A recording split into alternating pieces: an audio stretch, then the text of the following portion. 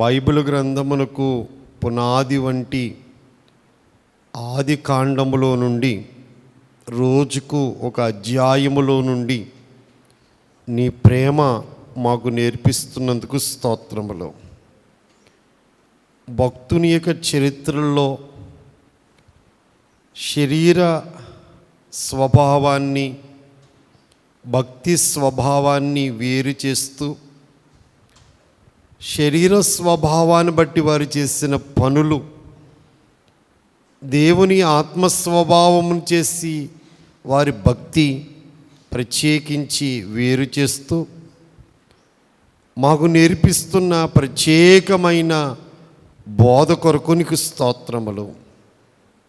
ఇస్సాకు రిబ్కాలు వారి యవ్వన కాలములో ఎంతో పవిత్రులుగా ఉన్నారు. మంచి యవ్వనము భక్తి మార్గమును చేశారు. ఇస్సాకు ధ్యానము చేశాడు. రిబ్కా ప్రార్థన చేసింది. వారి పరిచర్య గొప్పది. మంచి భార్యభక్తులుగా మాదిరి కలిగిన భార్యభర్తలుగా వారి జీవితం మా ముందుంచావు, నీకు స్తోత్రములు. కానీ పిల్లలను పెంచే విషయంలో వారు శరీర స్వభావాన్ని అనుసరించి శరీర మనస్సును అనుసరించి మంచి తల్లిదండ్రులుగా వారు ఉండలేకపోయారు. తండ్రి, మేము ఎలాగున్నామో మా జీవితాలు ఎలాగున్నావో పరిశీలించుకోవడానికి ఎంతో మంచి ఉదాహరణగా భక్తులను మా ముందుంచావు తండ్రి, నీకు స్తోత్రములు.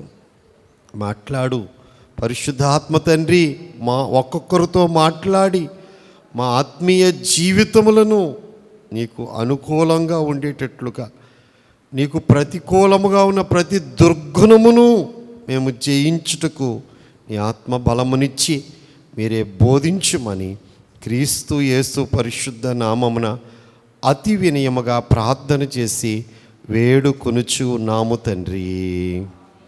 ప్రభువైన యేసుక్రీస్తు ప్రభువారి యొక్క ప్రసన్నత పరిశుద్ధాత్మ దేవుడు మనందరికీ దయచేయును గాక.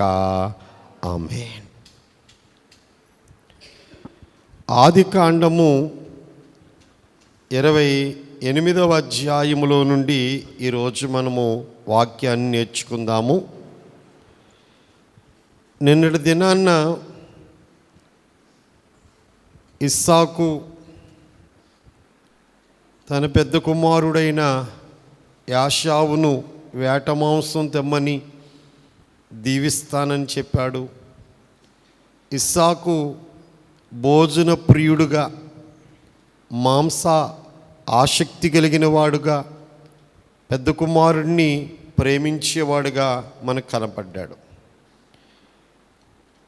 చిన్న కుమారుడైన యాకోబు తల్లి చేత ప్రేమించబడ్డాడు. పెద్దవాడిని దీవించాలన్నది తండ్రి కోరికైతే చిన్నవాడిని దీవించబడాలన్నది తల్లి కోరికగా ఉంది. వారి యొక్క లోటుపాట్లను, అంటే ఎంత భక్తి పరులైనప్పటికీ కూడా శరీర స్వభావం ఇలాగే ఉంటుంది అని చెప్పడానికి దేవుడు ఈ వాక్యాన్ని మన ముందు ఉంచాడు. మనం ఎంత భక్తి చేసినప్పటికీ కూడా శరీర స్వభావం పోదు.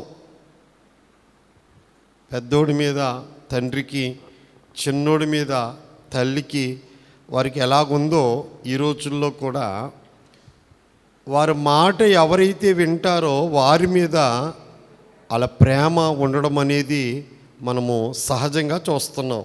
ఇది మానవత్వంలో ఉన్న లోటు. కానీ దేవుని చిత్తాన్ని వారు తెలుసుకోలేకపోవడమే వారిలో ఉన్న లోటుగా మనకు కనబడుతుంది. ఇక 28వ అధ్యాయములో మనం ప్రవేశించినట్లయితే 28వ అధ్యాయములో నిన్న చివరి మాటల్లో ఏతు కుమారుల వల్ల నా ప్రాణము విసిగిపోయింది, ఈ దేశపు కుమార్తెలను యాకోబు కూడా చేసుకుంటే నేను బ్రతకడం ఎందుకు అని ఇస్సాకు దగ్గర రిబ్కా చెప్పిన మాటలతో నిన్న అధ్యాయం ముగించబడింది. ఆ మాటలు విన్న ఇస్సాకు యాకోబును కౌరు పంపించి, మనం నివసిస్తున్న ఈ కనాను దేశంలో ఉన్న కనాను కుమార్తెల్లో ఎవరిని నువ్వు పెళ్లి చేసుకోవద్దు. మీ తల్లి రిబ్కా యొక్క సహోదరుడైన నీ మేనమామైన లాబాను దగ్గరికి వెళ్ళి అక్కడ లాబాను కుమార్తెల్లో ఒకరిని పెళ్లి చేసుకో. దేవుడు నీకు తోడుగా ఉంటాడు. అబ్రహామును ఎలాగ ఆశీర్వదించాడో దేవుడు నిన్ను అలా దీవిస్తాడు అని పారిపోమని చెప్పాడు. తల్లిదండ్రులు ఇద్దరూ కలిసి చెప్పారు. యాకోబు పారిపోయాడు. ఈ మాటలో యాషావుకు తెలిసిని. తల్లిదండ్రులు ఇద్దరు ఏకమై మేనమామ ఇంటికి వెళ్ళిపోయి మరి అక్కడ పెళ్లి చేసుకోమన్నారు సంగతి విన్నప్పుడు, కనానీయుల కుమార్తెల్లో ఎవరిని పెళ్లి చేసుకుంటాం వాళ్ళ అమ్మకి వాళ్ళ నాన్నకి ఇష్టం లేదని సంగతి తెలుసుకుని ఇష్మాయేలు కుమార్తెల్లో ఒకదాన్ని పెళ్లి చేసుకున్నాడు మరలా. ఆ తర్వాత యాకోబు పారిపోతున్నాడు. చాలా ప్రయాణం, 100 మైళ్ళు ప్రయాణం చేయాలి.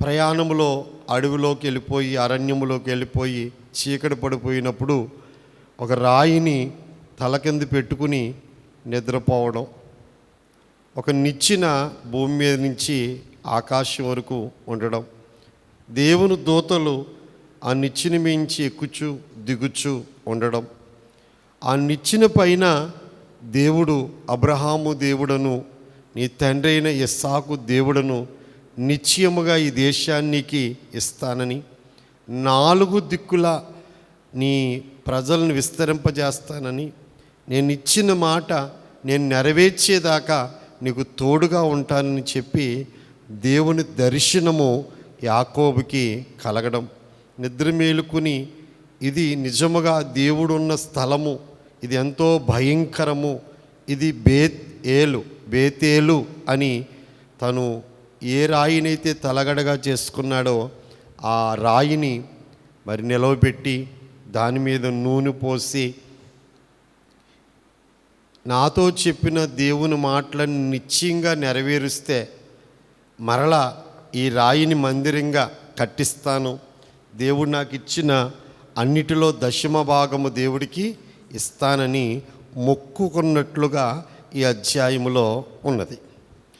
మనము ఈ అధ్యాయాన్ని నేర్చుకోవటం కోసం 3 భాగాలుగా ఈ అధ్యాయాన్ని మనం చేసుకుందాం. మొదటి భాగంగా మనం చూసినట్లయితే మొదటి 5 వచనాలు యాకోబు ప్రయాణము, 1 నుంచి 5 వచనాలు యాకోబు ప్రయాణము.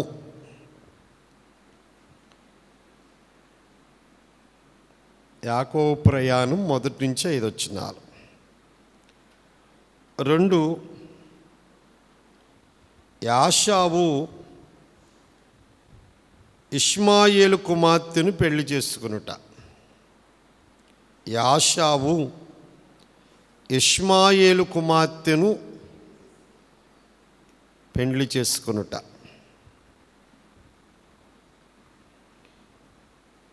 10వ వచనం నుండి 22వ వచనం వరకు, 10వ వచనం నుండి 22వ వచనం వరకు కళ మొక్కుబడి. కళ మొక్కుబడి, కళ అని దగ్గర స్వప్నం అని రాసుకున్నా పర్లేదు. కళ మొక్కుబడి 10వ వచనం నుండి 22వ వచనం వరకు. ఇక మొదటి భాగంలోకి వెళ్ళిపోదాము. 1 నుంచి 5 వచనాలు అందరం కలిసి చదువుకుందాము. ఆదికాండము 28వ అధ్యాయం. ఇస్సాకు యాకోబుని పిలిచి, నీవు కనాను కుమార్తెలలో ఎవతను వివాహము చేసుకొనకూడదు. నువ్వు లేచి పదనరాములో ఉన్న నీ తల్లికి తండ్రి అయిన బెతూయేలు ఇంటికి వెళ్ళి అక్కడ నీ తల్లి సహోదరుడగు లాబాను కుమార్తెల్లో ఒకదానిని వివాహము చేసుకొనుమని అతనికి ఆజ్ఞాపించి సర్వశక్తిగల దేవుడు నిన్ను ఆశీర్వదించి నీవు అనేక జనములగునట్లు నీకు సంతానాభివృద్ధి కలుగుచేసి నిన్ను విస్తరింపజేసి నువ్వు పరవాసివైన దేశమును అనగా దేవుడు అబ్రహాముకిచ్చిన దేశమును నీకు స్వాస్థ్యముగా చేసుకున్నట్లు ఆయన నీకు అనగా నీకును నీతో కూడా నీ సంతానమునకును అబ్రహామునకు అనుగ్రహించిన ఆశీర్వాదము దయచేయునుగాక అని అతను దీవించి యాకోబును పంపివేసెను. అతడు పదనరాములో ఉన్న సిరియావాడగు బెతూయేలు కుమారుడును యాకోబు యాషావల తల్యగు రిబ్కా సహోదరుడినైన లాబానునొద్దకు వెళ్ళెను. ఈరోజు మనము యాకోబు ప్రయాణాన్ని మనం చూస్తున్నాం. యాకోబు ఇలాగూ దొంగచాటుగా పారిపోవడానికి గల కారణం 100కి 100 ఎవరు కారణమంటారు? తల్లి చెప్పిన మాటలు విని తండ్రిని మోసము చేసి తండ్రి అన్న చంపుతాడన్న భయముతో యాకోబు పారిపోవలసిన పరిస్థితి వచ్చింది. నిన్న చివరి మాటలో రిబ్కా ఇస్సాకు చెప్పింది. ఆ మాటలు ఇప్పుడు ఇస్సాకు కొడుకుతో చెప్తున్నాడు. ఇస్సాకు యాకోబుని పిలిపించి, నువ్వు కనాను కుమార్తెలలో ఎవతును వివాహము చేసుకొనకూడదు. ఫస్ట్ ఆయన చెప్పిన మాట ఏంటంటే, కనాను కుమార్తెలని ఎవరిని వివాహము మీరు వెంటనే గుర్తు తెచ్చుకోవాలి. అబ్రహాము గారు కూడా 24వ అధ్యాయంలో పెద్ద దాసుని పిలిచి, ఈ కనానీయుల కుమార్తెల్లో ఎవతిని నా కుమారుడైన ఇస్సాక్కి వివాహం చేయడానికి వీలు లేదు. నా రక్త సంబంధుల దగ్గరికి వెళ్ళి అక్కడి నుంచి ఒక కుమార్తెని తీసుకురమ్మని చెప్పి అబ్రహాము తన కుమారుడి వివాహంలో ఎంతో బాధ్యత స్వీకరించాడు. అదే మాట అబ్రహాము గారు చెప్పిన మాట ఇస్సాకు కూడా చెప్తున్నాడు. ఎందుకు కనాను కుమార్తెల్ని పెళ్లి చేసుకోకూడదు? అప్పుడు మనం ఏం నేర్చుకున్నాం? వారు విగ్రహారాధికులు, అన్యులు, సృష్టికర్త అయిన యెహోవా దేవునికి వ్యతిరేకంగా జీవించేవారు. రెండో మాట జ్ఞాపకం చేసుకోవాలంటే, రేపు యెహోషువ గ్రంథానికి వెళ్ళేటప్పటికి 7 జాతుల వారిని దేవుడు అక్కడి నుంచి ఎలగొట్టేస్తాడు. ఆ 7 జాతుల వారు శపించబడిన వారే. అంచేత కనానీయుల కుమార్తెలు ఎవరిని పెళ్లి చేసుకోకూడదు. 100కి 100 సార్లు చెప్పానని పాస్టర్ గారు పదే చెప్తున్నారని మీరు అనుకోకుండా దేవుని వాక్య ప్రకారంగా జీవించాలనుకుంటే, మీరు మీ కుమారులకు కానీ మీ కుమార్తెలకు కానీ వివాహం చేయవలసిన యుక్త వయసు వచ్చినప్పుడు మొట్టమొదట అర్హతగా మీరు చూడవలసింది ఏంటంటే, యేసుక్రీస్తు ప్రభువుని నమ్ముకున్నారా లేదా. 2, వారి ఆత్మీయుల శరీరానుసారుల. క్రైస్తవుల్లో కూడా 2 రకాలు ఉన్నారు. మళ్ళా యేసు ప్రభువు నమ్ముకున్నారు కానీ అన్యుల కంటే దారుణమైన క్రైస్తవులు ఉన్నారు. యేసు ప్రభు నమ్ముకున్నారు చాలే అనుకుంటే కుదరదు. ఏం చూసుకోవాలి? మీరు యేసు ప్రభు నమ్ముకోవాలి. 2, ఆత్మీయంగా ఉండాలి. ఈ ఒకే ఒక అర్హతను కనుక చూసుకుని మీరు మీ పిల్లలకి వివాహాలు చేయగలిగితే కనుక వారు ఎంతో ఆశీర్వదించబడతారు. నాకు తెలిసి వారు బహుపేదలైన వారిని చేసుకుంటే ఇంకా బహుగా దేవుడు ఆశీర్వదిస్తాడు. ఇంకా దేవుడు కాపుదల వారికి ఇంకా ఎక్కువగా ఉంటుంది. నన్ను బట్టే కదా ఈ బిడ్డలు వారు శరీర సౌందర్యం చూసుకోలేదు, బంధు జనాంగాన్ని చూసుకోలేదు. నన్ను బట్టే కదా. ఎవరిని చూసుకున్నారు? నన్ను చూసుకునే కదా వివాహాలు చేశారని దేవుడు దీవెన ఖచ్చితంగా వారికి ఖచ్చితంగా ఉంటుందని దేవుని సేవకుడిగా నేను మీకు జ్ఞాపకం చేస్తున్నాను. దేవుని యొక్క వాక్యంలో కూడా ఆ విషయాలు రాయబడ్డం అనేది మనం చూస్తున్నాం. రెండవ వచనములో, నీవు లేచి పదనరాములో ఉన్న నీ తల్లికి తండ్రి అయిన బెతూయేలు ఇంటికి వెళ్ళి అక్కడ నీ తల్లి సహోదరుడగు లాబాను కుమార్తెల్లో ఒకదానిని వివాహము చేసుకోమని అతనికి ఆజ్ఞాపించాను. అసలు ఇస్సాకు గారు తన వివాహానికి వాళ్ళ నాన్నగారు ఎన్ని ఏర్పాట్లు చేసి 10 ఒంట్లని పంపించి ఎలియాజర్ని పంపించి పెళ్లి కూతురిని తీసుకొచ్చి ఎంత ఘనంగా వివాహ సంబంధం కుదిర్చాడో, యాకోబు విషయంలో కూడా అలాగే వివాహం చేయాలి లెక్క ప్రకారంగా. ఈయన్ని అక్కడ పంపించి పెళ్లి చేసుకోనకూడదు. ఏమనాలి చెప్పండి? మళ్ళీ పెద్దాసుని కోరి పంపించి ఒంట్లు పంపించి చెప్పండి, బంగారం వెండి వస్తువులు పంపించి వస్త్రాలు పంపించి అక్కడి నుంచి పెళ్లి కూతురిని తీసుకురా అంటే రెప్పకాని తీసుకొచ్చినట్లుగానే లాబాను కూతుల్ని తీసుకొచ్చేవాళ్ళే. కానీ ఇక్కడ ఇంతకీ భయం ఏంటి? యాషావు ఎక్కడ యాకోబును చంపేస్తాడన్న ఒక భయము ఉంది. నిన్న యాషావులో ఉన్న చాలా లోట్లు జ్ఞాపకం చేసుకున్నాం. యాషావు శరీరానుసారని, యాషావు జ్యేష్ఠత్వాన్ని తునీకరించాడని, యాషావు నిర్లక్ష్యం కలిగిన వాడని, ఇలాంటి మాటలు మనం నేర్చుకున్నాం. యాకోబు తర్వాత మారిన యాకోబులో కూడా తప్పులు ఉన్నాయి. తర్వాత మారాడని చివర నేర్చుకున్నాం మనం. కానీ యాకోబులో ఉన్న లోట్లు ఏంటంటారు? 4 తప్పులు ఉన్నాయండి యాకోబులో. యాకోబులో ఎన్ని తప్పులు ఉన్నాయి? 4. ఒకటి, దేవుని నిర్ణయించిన కాలములో ఆయన చిత్తాన్ని నెరవేర్చడానికి యాకోబు కనిపెట్టక తన ఇష్టాన్ని నెరవేర్చుకుంటానికి ప్రయత్నం చేశాడు. దేవుడు రెప్కమ్మతో చెప్పిన మాట వల్ల వచ్చింది తెప్పలన్నీ. పెద్దోడు చిన్నోడికి దాసుడు అవుతాడన్న మాట రెప్కా యాకోబు బాగా నూరు పోసేసి ఉంటుంది. నిన్నే దీవిస్తాన్నాడా, నిన్నే దీవిస్తాన్నాడా, నీవే గొప్పడవుతారా అని నూరు పోసేసి ఉంటుంది. అంచేత దేవుడు దీవించేదాకా ఆక్కుండగా ఈయనే తొందరపడిపోయి, నిన్న 10 సార్లు చెప్పాను. నేను ఏమని చెప్పానంటే సొంత ఇష్ట ప్రకారంగా తొందరపాటు. దేవుడికి ఒక టైం ఉంటుందండి ప్రతి ఒక్కరిని దీవించడానికి. అప్పులు తీర్చడానికి ఒక టైం ఉంటుంది, పెళ్లి చేయడానికి ఒక టైం ఉంటుంది. చెప్పండి, మనల్ని ఒక రోజున ఉన్నతమైన స్థానం చేర్చడానికి ఒక టైం ఉంటుంది. దేవుడి దృష్టిలో కాలం ఉంటుంది. ఆయన నిర్ణయించిన కాలంలో ఆయన దీవిస్తాడు ఖచ్చితంగా.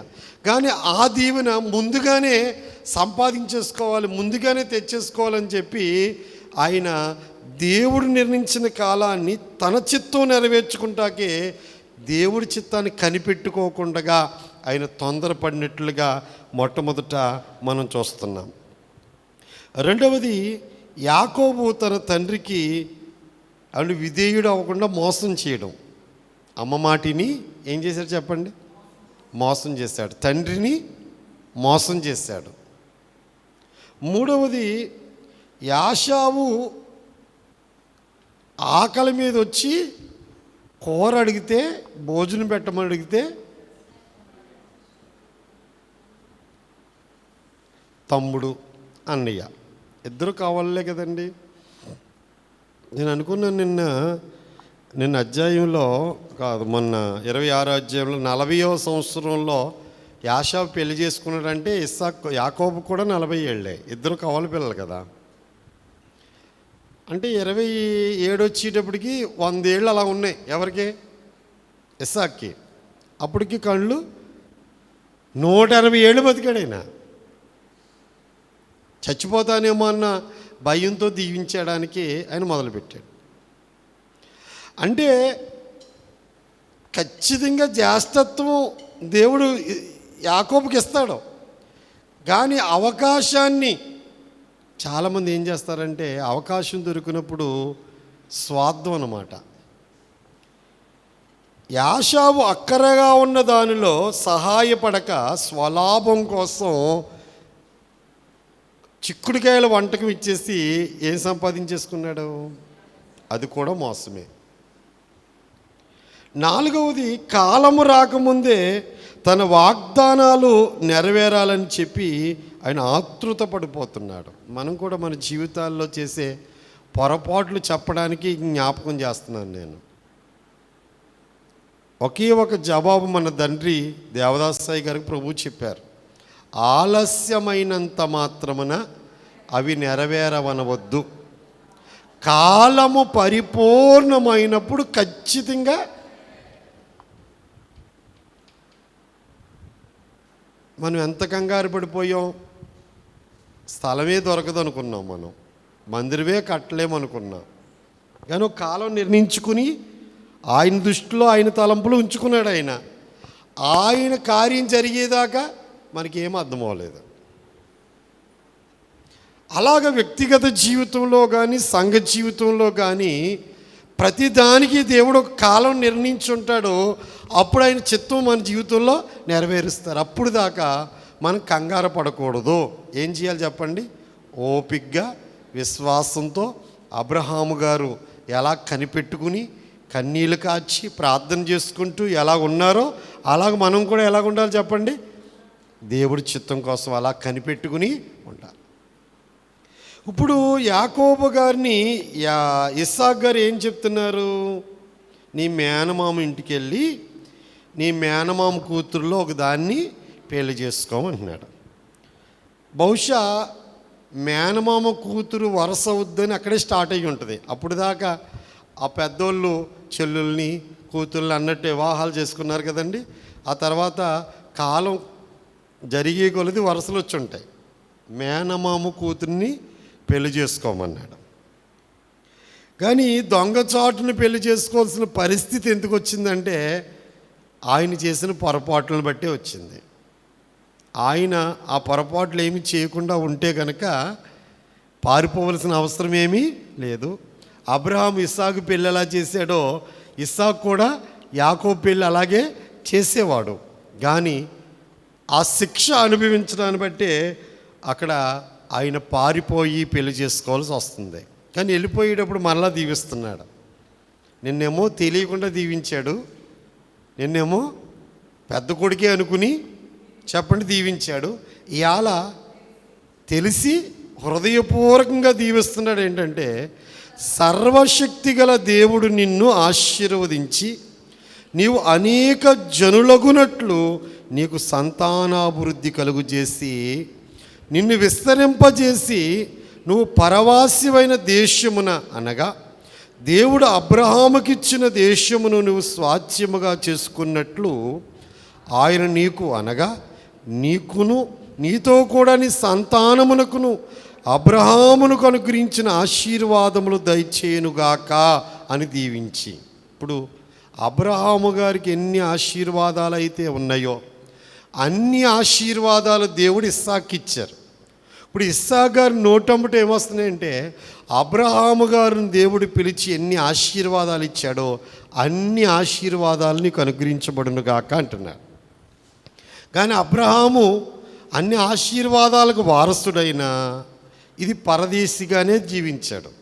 ఈ భూమి అక్కడ అంటాడు కదండి, పరదేశిగా ఉన్నాడు అబ్రహాము.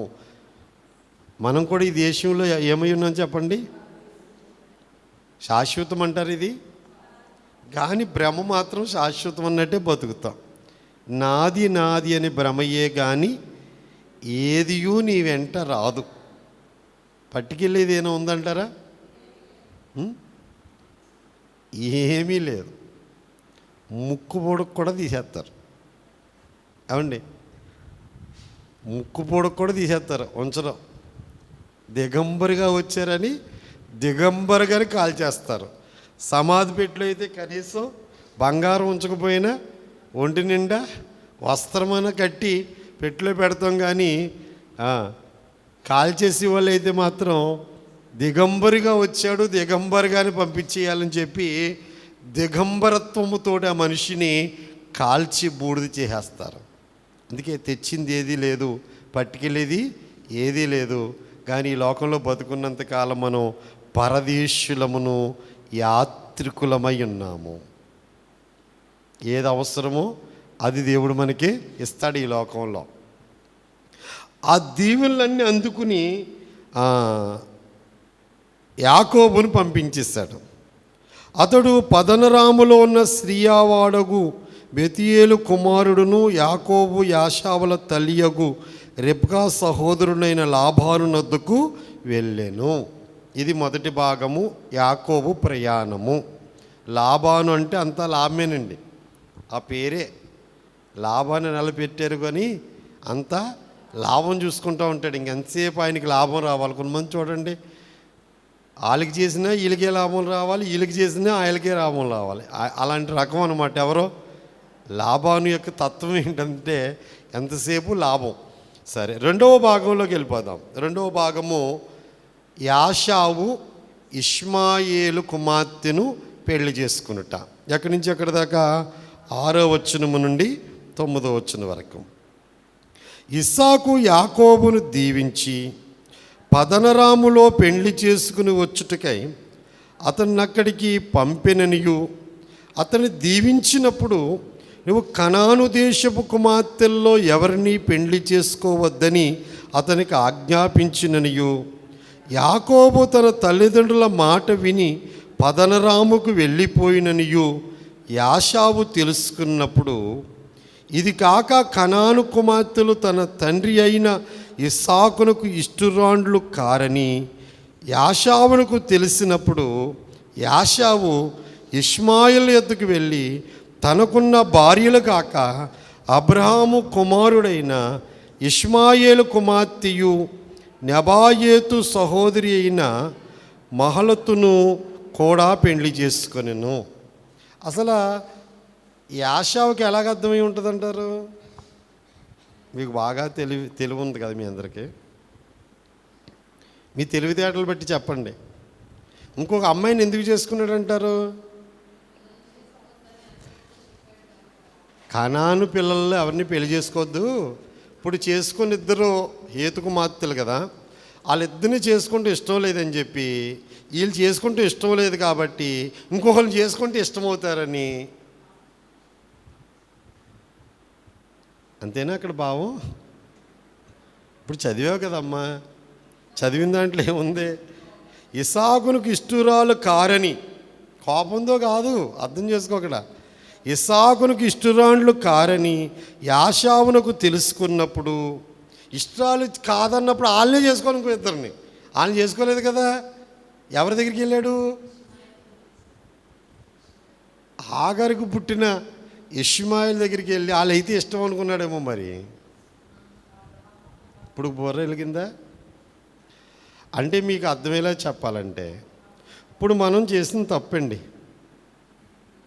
దేవుడికి వ్యతిరేకమైన కార్యాలు చేస్తాం. ఇప్పుడు దేవుడికి దగ్గర అవ్వాలి. ఏం చేయాలి? ఇప్పుడు కానుకలు ఇవ్వడం, పరిచర్య చేయడం, లేదా మీటింగ్లు పెడతాం. అంటే ముందు చేసిన వ్యతిరేకమైన కార్యాలని దేవుడు మర్చిపోయేటట్లుగా ఇప్పుడు కొత్త పనులు చేసి దేవుడికి నచ్చేటట్లుగా చేయడం కోసం మనం ఈనాడు ఎలా చేస్తున్నామో ఆనాడు యాషావు కూడా అదే పని చేశాడు. అది ఎలాగిష్టమవుతుంది దేవుడికి? బాగా అర్థం చేసుకోవాలి మనం.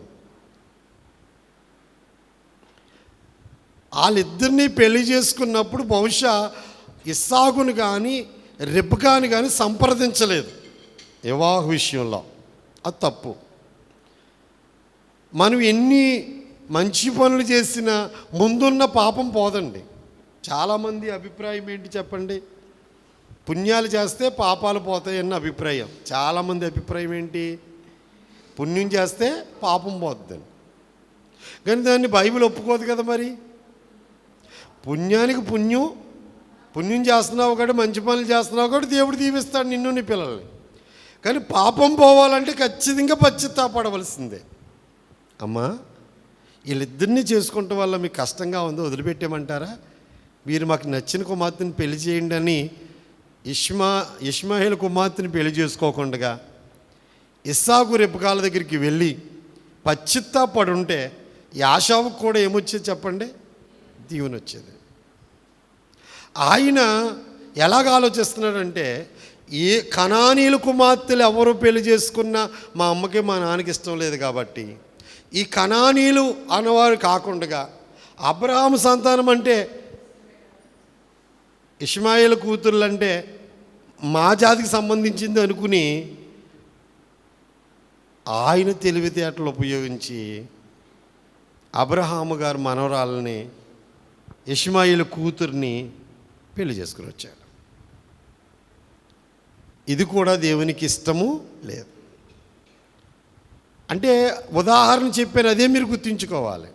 ఏంటా ఉదాహరణ అంటే, మనం తప్పు చేసిన ఆ తప్పును దేవుడి దగ్గర కన్నీళ్ళు కాచి పశ్చాత్తాపడి పాపక్షమాపణ పొందుకోవాలి తప్ప ఆ తప్పును దేవుడు మర్చిపోయేటట్లుగా ధర్మాలు చేద్దాం, భోజనాలు ఆడదాం, లేకపోతే ఇంకో కార్యం చేద్దాం, దేవుడికి నచ్చిన పనులు చేసేసి ఇది కప్పేసుకుందామన్నది మాత్రం జరిగే పని మాత్రం కాదు అని మనం తెలుసుకోవాలి.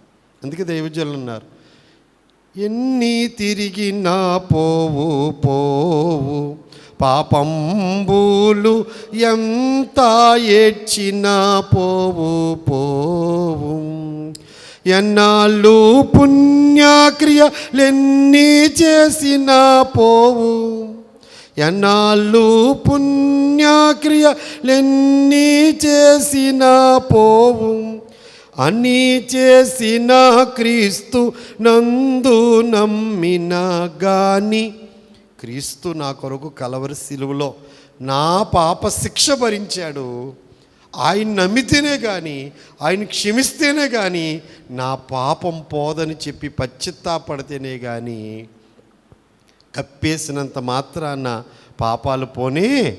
ఇలా క్రైస్తవులు చేసే యాషావు చేసిన మార్గంలోనే ఉన్నారు క్రైస్తవులందరూ కూడా. ఆ తప్పును కప్పుపుచ్చుకుని మంచి పనులు చేసేసి దేవుడి దగ్గర మెప్పు తెచ్చేసుకుందాం అనుకుంటున్నారో అది సాధ్యమయ్యే పని మాత్రం కాదు. తప్పును తప్పుగానే ఖచ్చితంగా దేవుడి దగ్గర ఏం చేయాలి చెప్పండి. మీకు ఒక జ్ఞాపకం చేస్తాను. ఎజ్రా నెహెమ్యాలు సంఘాన్ని దిద్దుబాటు చేసినప్పుడు అన్య స్త్రీలను వివాహం చేసుకున్నారు మీరు, వాళ్ళని వారికి పుట్టిన పిల్లలను కూడా వదిలిపెట్టామని చెప్పారు. ఖచ్చితంగా వదిలిపెట్టేయండి అన్నారు. వాళ్ళు చేశారు, అలా ఖచ్చితంగా చేశారు. అలాగని యాషావు చేయలేకపోయాడు. ఇలా మనలో కూడా అనేక మంది ఆ పాపాన్ని అలా కప్పు పుచ్చుకుంటూ మంచి పనులు చేస్తూ ఉంటారు. అది మాత్రం దేవుడు క్షమించే నేరము, ఆయన అన్నిటికీ క్షమించడు. కనుక రెండవ భాగాన్ని కూడా మనం ముగించుకుని ఇక ముందుకు వెళ్ళిపోదాం. మూడవ భాగం, ప్రాముఖ్యమైన భాగం, 10వ వచనము నుండి 22వ వచనం వరకు కళ మొక్కుబడి. అంటే కళ మొక్కుబడి చదువుకుందామండి. వచ్చిన వెంబడి వచ్చిన చదువుకుంటూ ధ్యానం చేసుకుందాము. యాకోబు బెహేర్షిబా నుండి బయలుదేరి ఆరాను వైపు వెళ్ళొచ్చు. అంటే యాకోబు గారు బయలుదేరేటప్పుడు ఏ ఊరు నుంచి బయలుదేరారు? వాళ్ళ నాన్న వాళ్ళ తాత ఒక బావి తవ్వి అబీమెలెకు రాజు సమాధాన పడ్డానికి వచ్చినప్పుడు బెహేర్షిబా అని పేరు పెట్టాడు కదా. అదే పూర్తి చేసిన బావిని మళ్ళా తవ్వితే ఇస్సాకు దగ్గరికి మరలా ఆ రాజుగారు ఆ సైన్యాధిపతి వచ్చి ప్రమాణాలు చేశారు కదా. ఆ ఊళ్ళో ఉన్నారు ఈ విషయాలు జరిగేటప్పటికి. ఆ బెహేర్షిబా నుండి ఆరానుకు, అసలు వాళ్ళ అసలు ఊరు ఏ ఊరు? ఊరు నుంచి వాళ్ళ నాన్నతో పాటు వచ్చి ఆరానులో ఉన్నాడు. ఎవరు? అబ్రహాము గారు. అంటే ఇస్సాకు రిబ్బగారిని తీసుకొచ్చే టయానికి వారు ఏ ఊళ్ళో ఉన్నారు? ఊరిలో ఉన్నారు. కానీ ఇప్పుడు ఆరానుకు వచ్చారట, పదనరాములో ఉన్నారట. ఎవరో లాబాను వాళ్ళ కుటుంబం అంతా. నేను చదివినప్పుడు ఈ బెహేర్షిబా నుండి ఆరానికి 400 మైళ్ళు అండి. ఎన్ని వందలు? 400 మైళ్ళు అంటే కిలోమీటర్లో అయితే ఇంచుమించు 600 కిలోమీటర్లు. ఊరు అనే ఊరికైతే 700 కిలోమీటర్లు. రిబ్కాని తీసుకొస్తాకే ఎలియాజరు ప్రయాణం 800 కిలోమీటర్లు అండి. 700 కిలోమీటర్ల ప్రయాణం చేసి రిబ్కాని తీసుకొచ్చాడు. ఇప్పుడు 400 కిలోమీటర్లు 400 మైళ్ళు, 600 కిలోమీటర్లు.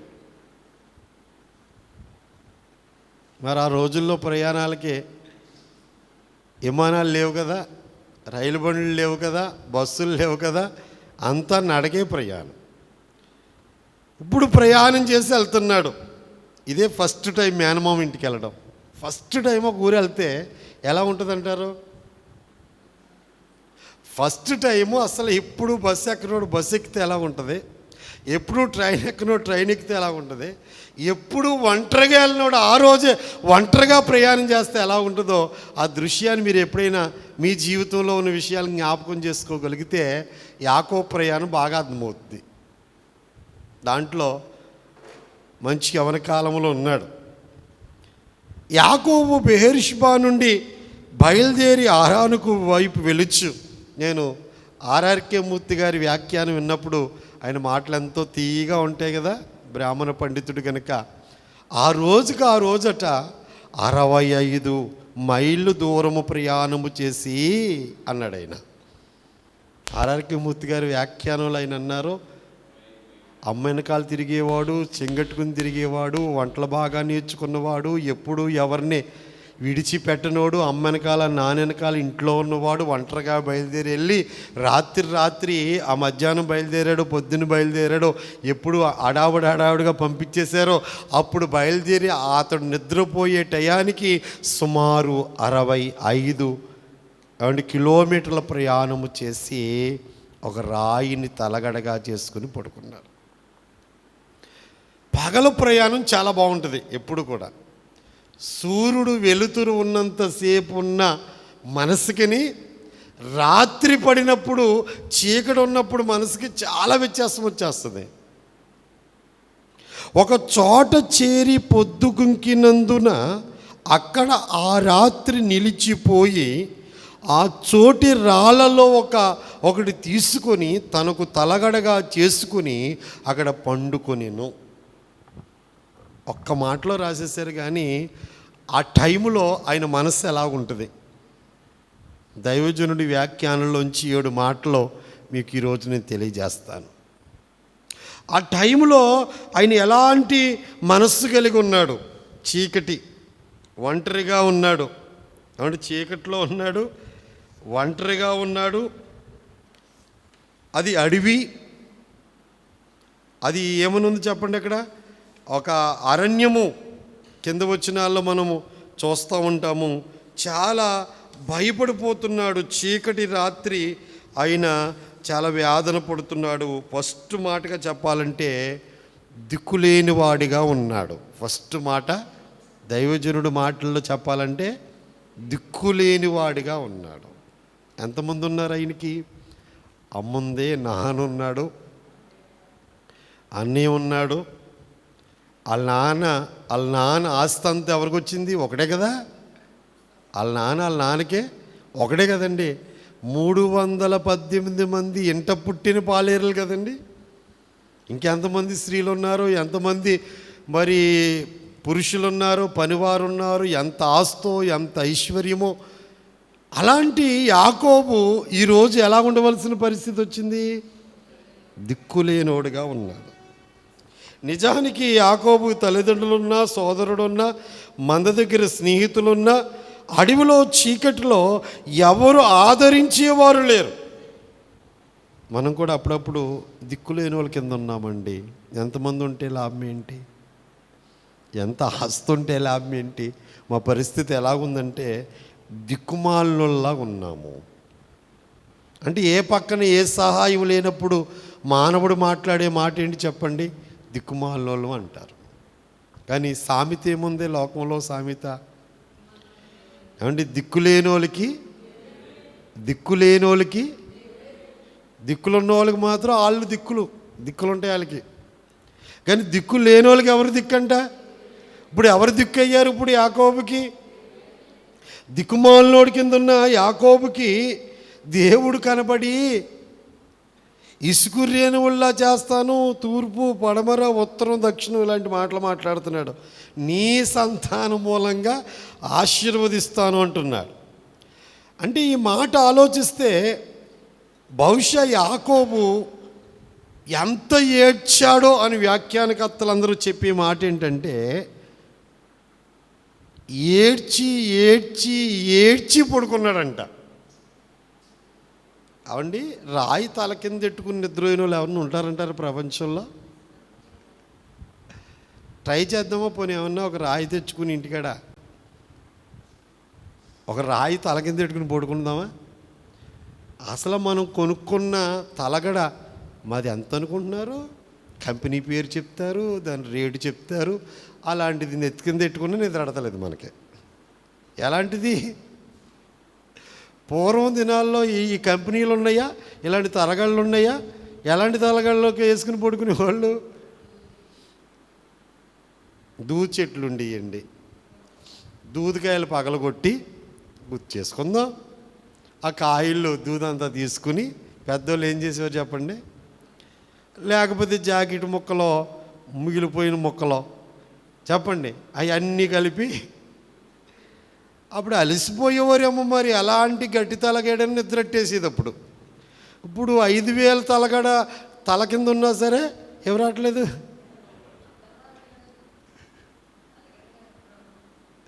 కిందేమో ₹1,00,000 పరుపు, తల కిందేమో 5,000 రూపాయలు 10,000 రూపాయలు తలగడ.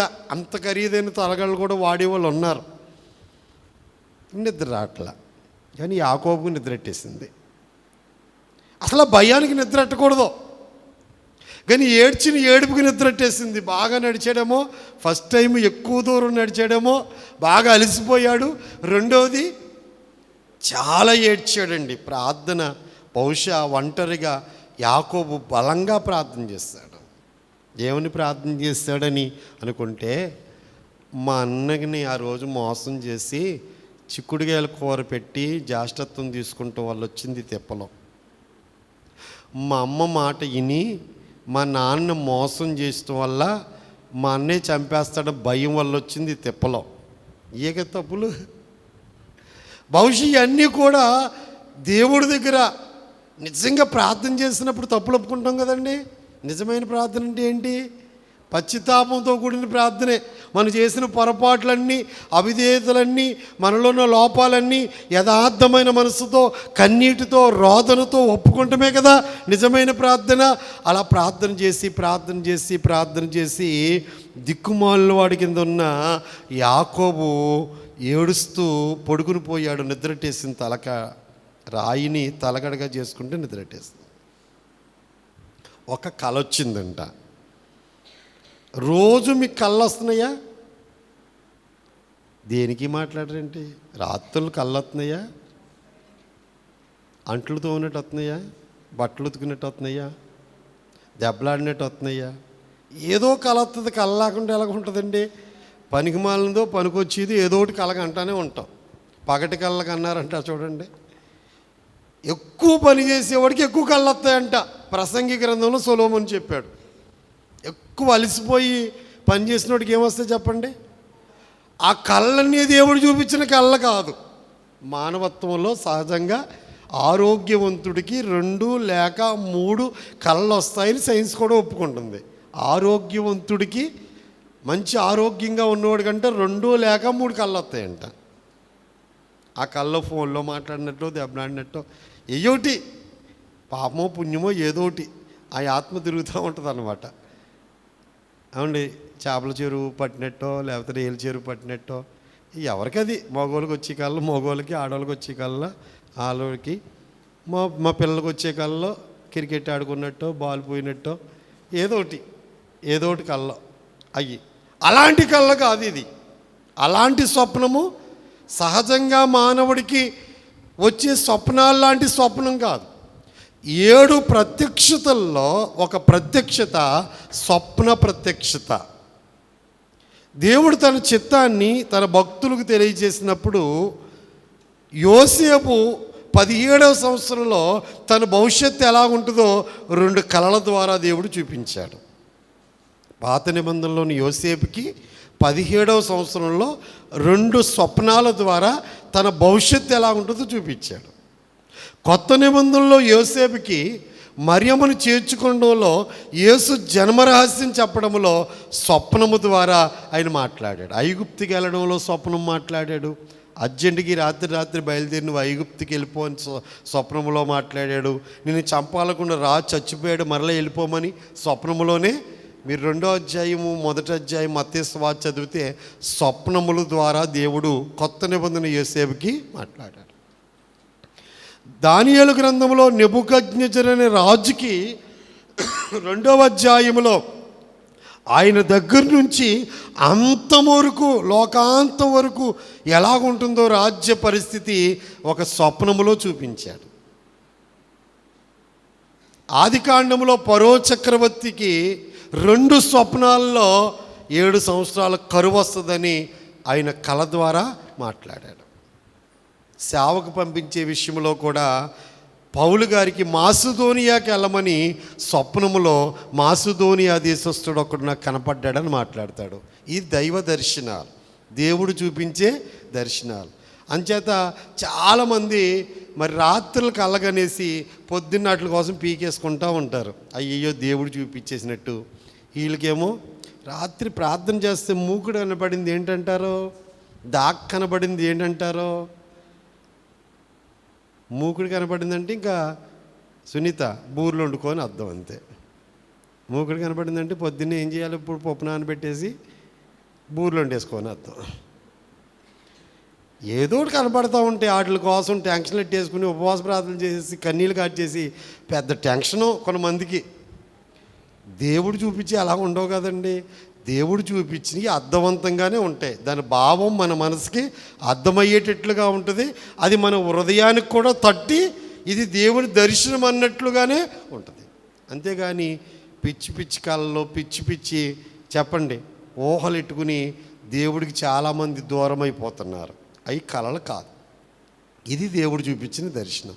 ఒక నిచ్చెన కనబడిందంట. యాకోబు గారికి ఏం కనబడిందండి? చూడండి, అప్పుడు అతడు ఒక కళ అని కనెను. అందులో ఒక నిచ్చెన భూమి మీద నిలబడి ఉండెను, దాని కొన ఆకాశమునంటెను. అబ్బా, ఎక్కడుందంటే అది భూమి మీద ఉంది. కొన ఎక్కడుంది? అంత పెద్ద నిచ్చెన. ఎంత పెద్ద నిచ్చెన అంటారో, భూమి మీద ఉంది మొదటి కొన. ఆ చివరి కొన ఎక్కడుంది? ఆకాశం మీద ఉంది. దాని మీద దేవుని దూతలు ఎక్కుచు దిగుచు ఉండిరి. నిచ్చెన అంటే ఏంటి? నిచ్చెన అంటే ఎవరు? యోహాను సువార్త 1వ అధ్యాయము 51వ వచనం చదువుకుంటే, యోహాను సువార్త 1వ అధ్యాయము 51వ వచనం. మరియు ఆయన, మీరు ఆకాశము తెరవబడుటయు దేవుని దూతలు మనిషి కుమారుడికి పైగా ఎక్కుటయు దిగుటయు చూతురని. అండ్ మనిషి కుమారుడి మీద ఎక్కుచూ దిగుతుంటారంట. నిచ్చినే కదా అది. అంటే ఎవరో స్వయంగా రక్షకుడని యేసుప్రభువే చెప్తున్నారు, నేనే భూమికి ఆకాశానికి నిచ్చెన్ని. అదే సువార్త 14వ అధ్యాయం 6వ వచనములో, నేనే మార్గము, నేనే సత్యము, నేనే జీవము, నా ద్వారా తప్ప ఎవ్వరూ తండ్రి యొద్దకు, అంటే పరలోక రాజ్యానికి మార్గము నేనే. అంటే దేవదూతలు ఎక్కుచున్నారు, పైకి దిగుచున్నారు. అంటే ఎవరిని బట్టి దేవదూతలు భూమి మీదకి వస్తున్నారో? యేసు ప్రభుని బట్టి భూమి మీదకి వస్తున్నారు. యేసు ప్రభుని బట్టి పరలోకానికి వెళ్తున్నారు. అంటే పరలోకానికి భూలోకానికి, భూలోకానికి పరలోకానికి మార్గం ఎవరో? యేసుని బట్టే కదండి దేవదూతలు భూమి మీదకి వచ్చి యేసు ప్రభు పుట్టాడని చెప్పారు. అందుచేత ఇంకా లోతుకి వెళ్తే మనము వాక్యాన్ని లోతుగా మనం ధ్యానం చేస్తే సమయం చాలదు. కానీ దిక్కులేని యాకోబుకి నేను దిక్కు అన్నట్లుగా దేవుడు తన దర్శనాన్ని చూపిస్తున్నాడు. ఒకటి, దిక్కులేని వాడుగా ఉన్నాడు. రెండవది, ఒంటరితనం యాకోబులో ఉన్నది ఏంటి చెప్పండి? ఒంటరిగా ఉన్న రోజు యాకోబు జీవితంలో ఒక్కరోజు కూడా లేదు. ఎప్పుడు నలుగురితో ఉండేవాడు. యాషావుకు అలవాటు. ఏటకెళ్ళినప్పుడు అరణ్యంలో ఒంటరిగా ఉండటం అలవాటు, ఒంటరిగా వేటాడడం అలవాటు. ఆలస్యమైతే రాత్రి అయినా సరే ఒంటరిగా ఉండడం అనేది యాషావుకు అలవాటు ఉంది. కానీ యాకోబుకి ఒంటరిగా ఉండడం అనేది, మీలో ఎంతమందికి ఒంటరిగా ఉండటం అలవాటు ఉంది? మీ ఇంట్లో ఉంటాకే భయము. మిమ్మల్ని తీసుకెళ్ళి చెప్పండి. నాకు ఇప్పుడు గుర్తు, సేవకు వచ్చిన కొత్తలో నేను ఈ కలిదిండి ఇల్లు వస్తూ ఉంటే ఆ వరహపట్నానికి ఈ సీతనపిల్లికి మధ్యలో ఉంటుంది కదండి, అటేమో పోతుమరి మించి వస్తూ ఉంటే ఊరికి మధ్యలో ఉంటుంది కదా. అంటే ఊరికి మధ్యలో ఇల్లు ఉండవు కదా. ఊరికి అంటే పోతుమరికి తాడినాడికి మధ్యలో అవండి ఇల్లు లేని ప్రాంతంలో ఎలా ఉంటుంది? రాత్రులు, చీకటి రాత్రులు ప్రార్థనలు ఎన్నింటికి అవుతాయి? మనకి 10ంటికి అవుతాయి. బొబెట్టి మనకి పెట్టి తినిపించి పంపించేటప్పుడు 11ంటికి బయలుదేరుతాం. పాస్టర్లు ఎన్నింటికి వస్తారంటే దెయ్యాలు తిరిగే టైంలోనే పాస్టర్లు తిరుగుతూ ఉంటారు. అమ్మా, అప్పుడు ఎవరు తిరుగుతూ ఉంటే? దెయ్యాలు తిరుగుతూ ఉంటాయి. ఆ దెయ్యాలు తిరిగే టైంలో మేము తిరుగుతూ ఉంటే అప్పుడు భయపడిపోయేది. అవునండి, చెప్పనమ్మా, ఏదో శబ్దం వినపడినట్టు ఉంటుంది. మాట్లాడరండి, ఎవరో పిలిచినట్టు యో అని శబ్దాలు. అంటే భయానికి ఇవన్నీ తోడవుతాయి అన్నమాట. గాలికి ఆ చెట్టు ఊగుతున్నా సరే ఆ శబ్దం మనకి ఎలా వినపడుతుందంటే ఎంత భయం అంటే మనిషికి. ఇప్పుడు యాకోబు జీవితం గురించి ఎందుకు చెప్తున్నానంటే, ఒక్కడే ఉన్నాడండి. ఎప్పుడు కూడా అలాంటి ఒంటరిగా ఉండటమనే అలవాటు లేదు. అందులో చీకటి రాత్రి, అందులో తెలియని ప్రాంతం, అదంతా అడవి, అరణ్యం. పాములు రావచ్చు, తేళ్ళు తిరగవచ్చు, మనుషులు ఉండొచ్చు, కీడు చేసే వాళ్ళు ఉండొచ్చు. ఎన్ని రకాల ఆలోచనలు అంటే నాకు ఇప్పటికీ గుర్తొస్తూ ఉంటుంది. చిన్నతనంలో ఆ రోజుల్లో ఒడ్డూరు పెళ్ళికి తీసుకెళ్ళేవారండి మా తాతయ్య. మా ఒడ్డూరు ఆ సచ్చివాళ్ళు స్టేషన్లో దిగి నడిచి తీసుకెళ్ళిపోయారు. ముసలోళ్ళు కదా, వాళ్ళ వెనకాల మనం పరిగెడతా ఉంటే ఎలా ఉంది అంటే నాకు ఇప్పటికీ గుర్తు. భయం. అప్పుడు 12 ఏళ్ళు 13 ఏళ్ళు ఉంటాయి నాకు. వాళ్ళకి ఏంటి, ముసలోళ్ళు అలవాటైపోయి వాళ్ళకి భయం ఉండదు. వాళ్ళు చక్క పంచి కట్టేసుకుని చక్క వెళ్ళిపోతూ ఉండేవారు. వెనకాల అటు చూసుకుంటా ఇటు చూసుకుంటా. చెప్పండి, భయం. అప్పుడప్పుడు నాకు గుర్తొస్తూ ఉంటాయి. ఆ తేతలి, ఒడ్డూరు, ఆ నడక ఇప్పటికీ నాకు గుర్తొస్తూ ఉంటుంది. ఆ పెళ్ళిళ్ళు, అర్ధరాత్రి పెళ్ళిళ్ళు కదా. పెళ్ళిళ్ళు పోనీ ఏమన్నా చక్కగా సంతకాడు చేసుకోరు కదండి. అర్ధరాత్రి పెళ్ళిళ్ళు. వీళ్ళేమో ముందు ఒక పోటీలు కూర్చునేవారు. అర్ధరాత్రి అయ్యాక మళ్ళీనేమో తెల్లవారుజామున బండికి వెళ్ళిపోదాం అని చెప్పేసి ఆ 3ంటికో 2ంటికో నడుచుకుంటూ తీసుకొచ్చేసేవారు. కానీ ఏమైనా సరే ఒంటరితనం మాత్రం చాలా భయం అండి. ఇప్పటికీ కూడా మీరు ఇంట్లో ఒక్కరే ఉండటం, మాట్లాడండి, యథార్థంగా మాట్లాడండి. ఊళ్ళో ఉన్నారు మీరు, సొంత ఇంట్లో ఉన్నారు మీరు, ఇంకొకరు ఉన్నారు అన్న మనసు వేరు, ఒక్కరే ఉన్నారన్న మనసు. ఒంటరితనం చాలా వేదన కలుగు చేస్తుంది. చాలా దిగులుగా ఉంటే ఎందుకు యాకోబు భయపడతావు? మేము ఇంతమంది ఉన్నాం, నీకు ఎంతమంది ఉన్నాం? దూతలు దిగుతున్నారు, ఎక్కుతున్నారు. ఒంటరిగా ఉన్నానన్న భయముతో ఉన్న యాకోబు దగ్గరికి ఎంతమంది వచ్చారు? దేవదూతలు దిగుతున్నారంట, ఎక్కుచూ ఉన్నారంట. మేమందరం ఉన్నాం నీకు అన్నట్లుగా ధైర్యము కలిగి చేసేటట్లుగా. దైవజనులు అన్నారు, వస్తున్న దూతలంట డ్యూటీలో జాయిన్ అవ్వడానికి వస్తున్నారంట. వెళ్ళిపోతున్న దూతలో డ్యూటీ అయిపోయి వాళ్ళ డ్యూటీ అయిపోయిందంటే వాళ్ళు వెళ్ళిపోతున్నారంట. మీరు ఫ్యాక్టరీలో వదిలిపెట్టేటప్పుడు చూస్తే కనుక చెప్పండి, డ్యూటీ అయిపోయిన వాళ్ళందరూ దిగిపోతారు, డ్యూటీ ఎక్కే వాళ్ళందరూ ఎక్కుతారు. అలాగా వచ్చే దూతలందరూ డ్యూటీ ఎవరి దగ్గర డ్యూటీ? యాకోబు దగ్గర డ్యూటీ చేయడానికి వస్తున్నారు.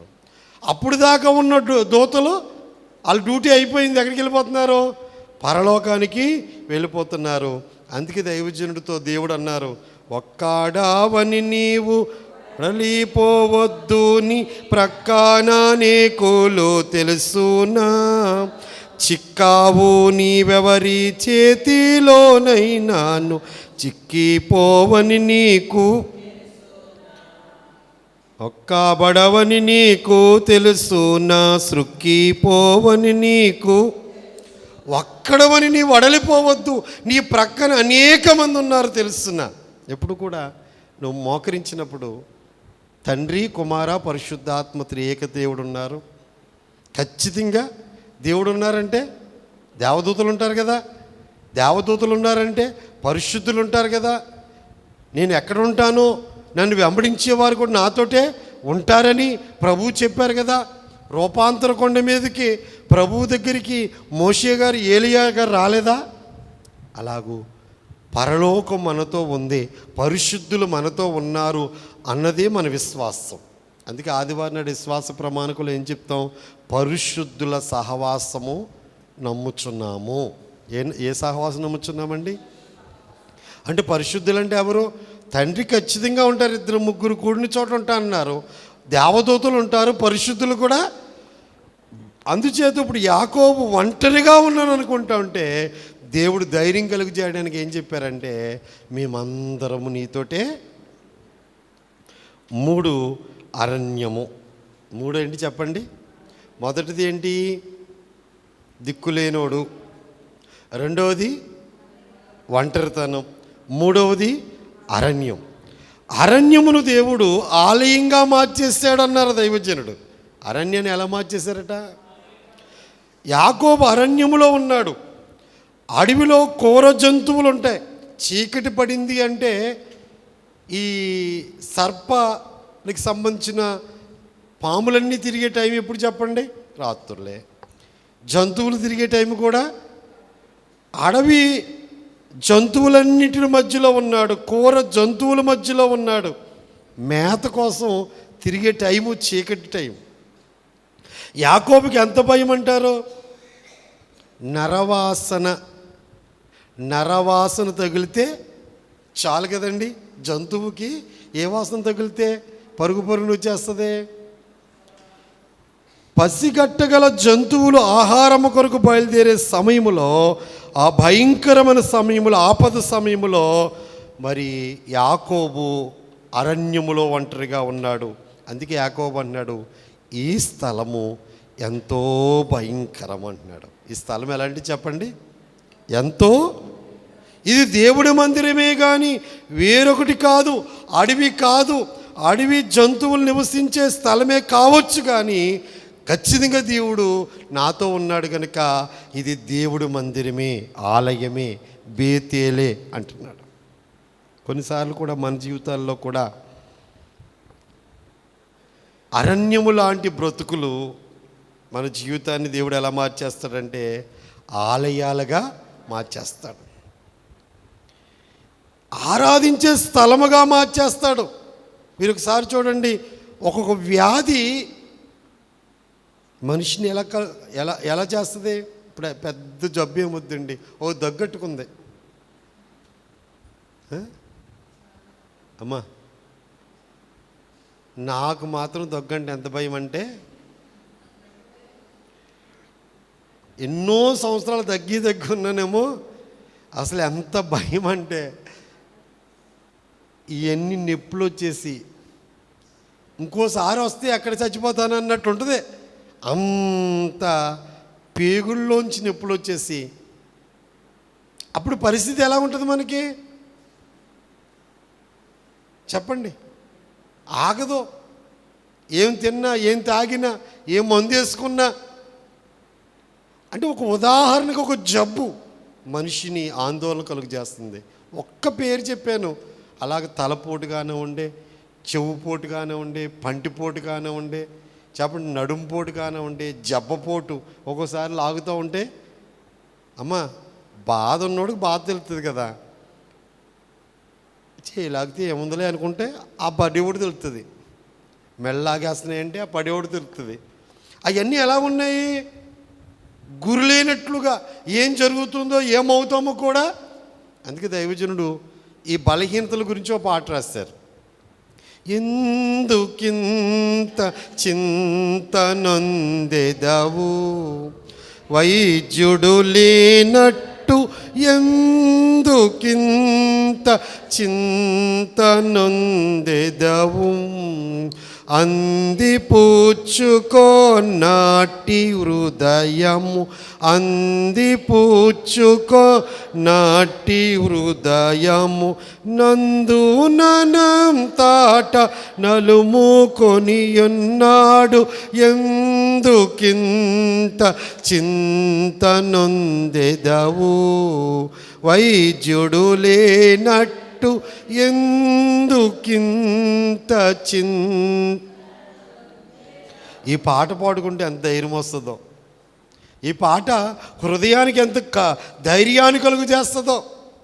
అరణ్యాన్ని ఆలయంగా మార్చేశాడు యాకోబు జీవితంలో. ఇక నాలుగవదిగా యాకోబులో ఉన్నది భయం. నాలుగవది ఏంటి చెప్పండి? భయములో అభయం ఇచ్చాడు దేవుడు.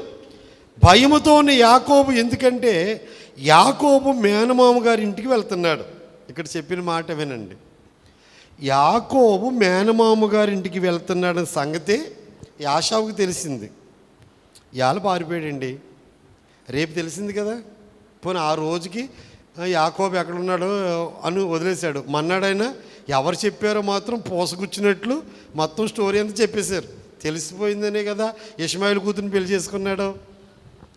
వాళ్ళ దీవించిన సంగతే, కనాను పిల్లలు పెళ్లి చేసుకోవద్దన్న సంగతే, మేనమామ ఇంటికి వెళ్ళి పెళ్లి చేసుకోమన్న సంగతే. మరి ఈయనకి మేనమామ ఉండే ఆయన కూడా మేనమామే కదా. ఇప్పుడు యాకోబు గారికి నాకు మేనమామే, మా అన్నయ్యకి మేనమామే.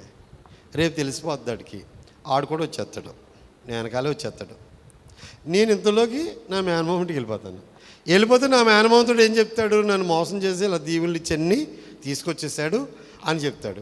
చెప్తే మేనమామ చెప్పండి మేనల్ని బుజ్జగించి కూడా పంపిస్తాడు, మధ్యలో తీసుకొచ్చి చంపేస్తాడు అని డౌట్ వచ్చేసింది. మన ఊహలు వస్తాయమ్మా, మాట్లాడేంటండి, అసలు మీకు రావాలంటే టెన్షన్లో అసలు ఇంతకీ అక్కడ ఏముండదో.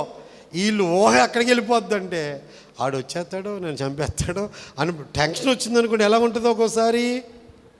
ఆ భయమే యాకోబుకి. ఆ భయం ఎంత భయం అంటే మన ఆలోచనలు ఒక్కోసారి కీడు వైపుకి వెళ్ళిపోతాయి. అది ఒక రకమైన ఆందోళన కలిగించేటట్లుగా, అది మళ్ళీ ఏదో చేస్తుంది, మన కుటుంబం అంతా ఏదో అయిపోద్దన్న భయముతో ఆవరించేస్తుంది భయం.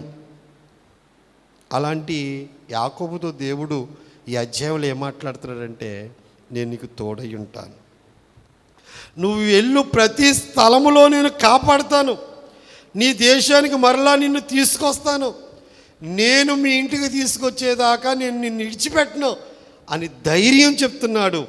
మీరు మీ జీవితాల్లో కూడా ఒక్కొక్కసారి ఒక రకమైన ఆందోళన, ఆపరేషన్ చేయాలన్నారండి డాక్టర్ గారు అనుకోండి, కోసినప్పుడు చచ్చిపోతానేమో, కత్తి దాంట్లో పెట్టి మర్చిపోతాడేమో, మర్చిపోయి కుట్లేసేస్తాడేమో డాక్టర్ గారు. అమ్మ రావా తలంపులు మనిషికి, భయపడేవాడికి మరీ ఎక్కువ వచ్చేస్తాయి, ఆందోళన ఉన్నవాడికి మరీ ఎక్కువ వచ్చేస్తాయి. చిన్నది ఎలాగ ఆలోచించేసుకుంటారంటే మొత్తం నరకానికి వెళ్ళిపోయినట్టు ఆలోచించేసుకుంటారు. అందుకే బైబిల్ గ్రంథంలో దేవుడు భయపడరాదు అని 365 సార్లు చెప్పాడు. భయపడరాదు క్రీస్తు విశ్వాసి, భయపడి దిగులు పడరాదు సుమి, భయపడుటెందుకు బైబిలు నందున నయమగు నంబులు గలవు. భయపడకుడనుడి పలుకులు జయము గలుగు 365 గలవు ఏడాది పడుగున. భయపడకు నిరాశ పడకు ఎందునా, భయపడరాదు క్రీస్తు విశ్వాసి, భయపడి దిగులు పడరాదు సుమి. 4వది భయం, అభయం ఇచ్చాడు దేవుడు. 5వది నిరాశ. యాకోబులో ఉన్నది ఏంటి? 5వది ఏంటి చెప్పండి? నిరాశను దేవుడు నిరీక్షణ కలిగి చేశాడు. నిరాశ అంటే ఏంటి చెప్పండి? మీకు తెలిసిన మాట ఏమన్నా? నిరాశ పడిపోతారు కదండి మనుషులు. అనుకున్నది జరగకపోతే మనిషికి ఏమొచ్చేద్ది? నిరాశ వచ్చేద్ది. అనుభవంతో చెప్పండి అమ్మా, ఏం అనుభవించలేదా మీరు? నేను నీ తండ్రి అయిన అబ్రాహాము దేవుడను, ఇస్సాకు దేవుడను తనకు తానే పరిచయం చేసుకుంటూ యాకోబుతో దేవుడు నా మాట ప్రకారం సమస్తం విడిచిపెట్టి వచ్చాడు.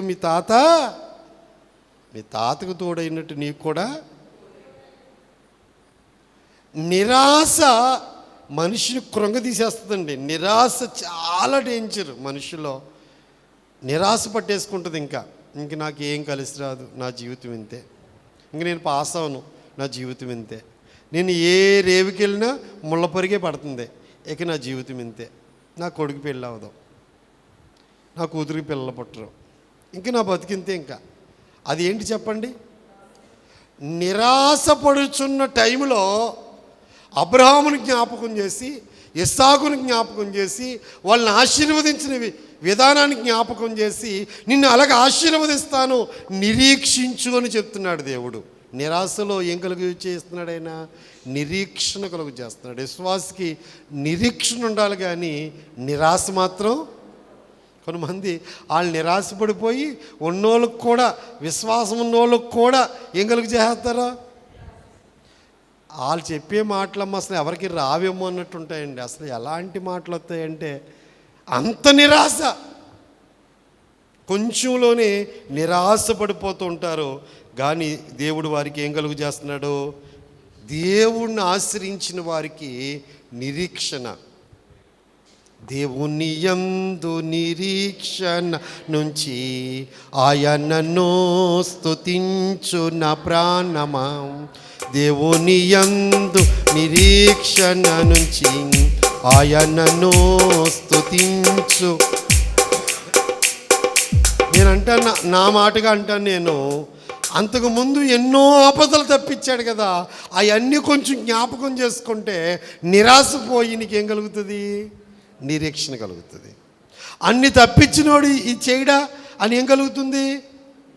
చాలామంది ఎన్నో మర్చిపోతారు, అప్పుడున్న సమస్యను మాత్రమే పెట్టుకుని నిరాశపడిపోతుంటారు.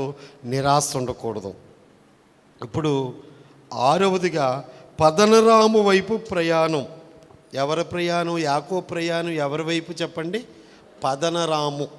కానీ పదనరాము వైపు ప్రయాణం చేస్తున్న యాకోబు ప్రయాణాన్ని దేవుడు ఎటు తిప్పేశాడు? పరలోకం వైపు తిప్పేశాడు. ఎక్కడ తిప్పేశాడు? పరలోకం ప్రయాణం చేస్తున్నట్టు ఇప్పుడు యాకోబు. పదనరాము వెళ్తలేదు, మేనమామ ఇంటికి బయలుదేరాడు, కానీ ఎక్కడికి వెళ్ళిపోయాడు? ఇప్పుడు పరలోకం వెళ్ళిపోయాడండి. ఆ నిచ్చిన పైన కనపడుతున్నాడండి. ఎవరో? దేవుడు. యాకోబు తన ప్రాణం కాపాడుకునడానికి మేనమామ ఇంటికి ప్రయాణం చేస్తుంటే దేవుడు ఎక్కడ తీసుకెళ్ళాడు? ఆయన దృష్టిని, ఆయన ఆలోచనని ఎక్కడ తిప్పాడండి? దర్శనాలు ఎప్పుడు వస్తాయి? బాధలో బాగా ఏడ్చినప్పుడు వస్తాయి అని చెప్తే బాగుంటుంది. బాగా ఏడ్చేది ఎప్పుడు? బాగా బాధలో బాగా ఏడ్చినప్పుడు, ఇక ఎటు దిక్కు లేనప్పుడు ఏడుస్తాం చూడండి, అప్పుడు దేవుడు కనపడతాడు. మంచి దర్శనాలు మీ జీవితంలో ఎప్పుడు వచ్చినాయి చెప్పండి అమ్మంటే? ఎప్పుడు వచ్చినాయి చెప్పండి? ఏ కష్టంలో వచ్చింది అంటే? ఎంత భయంకరమైన కష్టములో మీ దృష్టి దేవుడు తన వైపు మళ్ళించుకున్నాడో. ఇప్పుడు ఆయన కూడా చనిపోతానన్న భయముతో ఉన్నప్పుడే ఆయన దృష్టిని దేవుడు ఎట్టి తిప్పాడు చెప్పండి? పరమా దేవుండే నా పక్షమయ్యుండగా నరుడేమీ చేయగలడు. ఆ పరమా జనకుండే నా పట్టయ్యుండగా పాప పరుడేమి. ఇక చివరిగా పరలోక ద్వారాన్ని గుర్తించాడు యాకోబు. చివరి మాట పరలోక ద్వారాన్ని పరలోక గవిని అంటాడు. ఏ గవిని? ఇప్పుడు మనం వెంబడి వచ్చిన చదువుకుని మన వాక్యాన్ని ముగించేసుకుందాం, టైం అయిపోయింది. వెళ్దాం, 12వ వచనం దగ్గర నుంచి మొదలు పెడదాం. అప్పుడు అతడు ఒక కలగనెను, అందులో ఒక నిచ్చెన భూమి మీద నిలబడి ఉండెను, దాని కొన ఆకాశం నంటెను, దాని మీద దేవుని దూతలు ఎక్కుచు. ఆ నిచ్చెన ఎవరు చెప్పండి? ఇప్పుడు నిచ్చెన ఈజ్ యేసు ప్రభు. యేసు ప్రభువు ద్వారానే దూతలు భూమి మీదకి వస్తారు, యేసు ప్రభు ద్వారానే పరలోకానికి దేవదూతలు వెళ్తారు. మరియు యెహోవా దానికి పైగా నిలిచి, ఎక్కడున్నాడంటండి? ఇప్పుడు దృష్టి ఎక్కడికి వెళ్ళిపోయింది? ఇప్పుడు నిచ్చెన పై భాగాన్ని చూస్తున్నాడు. నిలబడ్డాడంటే యెహోవా దేవుడు నిలిచి, నేను నీ తండ్రి అయిన అబ్రహాము దేవుడను ఇస్సాకు దేవుడైన యెహోవాను. పరిచయం భలే చేసుకుంటాడండి దేవుడు. నాతో ఎప్పుడు మాట్లాడతాడా అని ఆశ ఉందంటారు మీకు? నాకైతే ఉంది. మీకుందా? అబ్రహాం చరిత్ర చూస్తూ ఉంటే మాట్లాడాడు, ఇస్సాకు చరిత్ర చూస్తూ ఉంటే మాట్లాడాడు, యాకోబు చరిత్ర చూస్తూ ఉంటే మాట్లాడాడు. మనతో ఎప్పుడు మాట్లాడతాడండి? మనం కొంచెం ఏమైనా టైం ఇస్తే మాట్లాడతాడు. మరి కొంచెం మోకాలు వేసి కన్నీళ్ళు కాచి కాస్త ప్రార్థనలో గడుపుతూ ఉంటే చెప్పడు, ఆ ప్రార్థనలో మనము మర్చిపోయి దేవుడి మీదకి మన దృష్టి మళ్లించుకుంటే దేవుడు మనతో కూడా దైవ ప్రత్యక్షత పొందిన వ్యక్తుల జీవితాలు చాలా ఆశీర్వాదకరంగా ఉంటాయండి. దేవుడి దర్శనం పొందిన వారి బ్రతుకులు చాలా మహిమకరంగా ఉంటాయి. ఇప్పుడు దేవుడు చూస్తున్న యాకోబు కళ్ళు, నేను నీ తండ్రి అయిన అబ్రహాము దేవుడను ఇస్సాకు దేవుడైన యెహోవా, నువ్వు పండుకొని ఉన్న ఈ భూమిని నీకును నీ సంతానమునికి ఇచ్చేదను. ఇప్పుడు నువ్వు పడుకున్నావు కదా, ఈ భూమి అంతా ఎవరికి ఇచ్చేస్తాను? నీకు నీ సంతానానికి ఇచ్చేస్తాను. నీ సంతానము భూమి మీద లెక్కకు ఇసుక రేణువుల వలె అగును. మనం లెక్కెడదామా ఒక్కొక్కటి? ఫస్ట్ ఏమన్నాడు? నువ్వు పండుకున్న స్థలం ఈ భూమిని నీ సంతానానికి ఇస్తాన్నాడు. రెండో ఏమన్నాడు? నీ సంతానము భూమి మీద లెక్కకు ఇసుక రేణువులు. ఇది ఎవరితో చెప్పిన మాట? అబ్రహాముతో చెప్పిన మాట. ఫస్ట్ దేవుడు అబ్రహాముతో చెప్పిన మాట అదే కదా, రేణువుల వలె అంటాడు కదా, ఇసుక రేణువుల వలె చేస్తున్నాడు. 3, నువ్వు పడమటి తట్టు, తూర్పు తట్టు, ఉత్తరపు తట్టు, దక్షిణపు తట్టు వ్యాపిస్తావు. ఎన్ని తట్లు? ఫస్ట్ ఏంటన్నాడు? పడమర అన్నారు. తర్వాత ఏంటన్నాడు? అమ్మా తూర్పు అన్నాడు. పడమట తర్వాత తూర్పు అన్నాడు. తూర్పు తర్వాత ఉత్తరం అన్నాడు. తర్వాత దక్షిణం. అంటే దేవుడు ఆశీర్వదిస్తే 4 దిక్కుల మనిషి ఆశీర్వదించబడతాడు. దక్షిణానికి వెళ్ళావు, ఉత్తరానికి వెళ్ళావు. ఏమండి మరి మీ రూటు బాగాలేదు, మరి మీరు ఎక్కడికి వెళ్ళారు? పడమటి వైపు వెళ్ళారేంటి? ఆగివిడి వెళ్ళాలి, భీమవరం వెళ్ళాలి, కానీ ఎక్కడికి వెళ్ళకూడదా? పోల్కొండ వెళ్ళకూడదండి, రుద్రపాక వెళ్ళకూడదు. ఇవన్నీ పడమటి వైపే ఉన్నాయి కదా. దేవుడు ఫస్ట్ పడమటికి తీసుకెళ్తాన్నాడు. ఇక్కడ ఫస్ట్ దిక్కు ఏంటి చెప్పండి? పడమటి వైపు. ఏమో ఆయనకి అలా చెప్పాడు, మనల్ని ఏదికి తీసుకెళ్ళొచ్చు, ఆయన ఇష్టం. 4 వైపులా నేను వ్యాపింపజేస్తాను, 4 దిక్కులా నేను వ్యాపింపజేస్తాను. ఎన్నోది ఇది? 3దా? రాస్తున్నారు లెక్కెట్టుకుని. 3ది. 4. భూమి యొక్క వంశములన్నీ నీ మూలముగాను నీ సంతాన మూలముగాను ఆశీర్వదించబడను. ఈ భూమి మీద ఉన్న ఎన్ని వంశాలైతే ఉన్నాయో ఆ వంశాలన్నీ కూడా నీ మూలంగా, నీ సంతాన మూలంగా. ఇది కూడా అబ్రాహాముకి ఇచ్చిన దీవెనే. 4వది. 5వది, ఇదిగో నేను నీకు తోడయుండి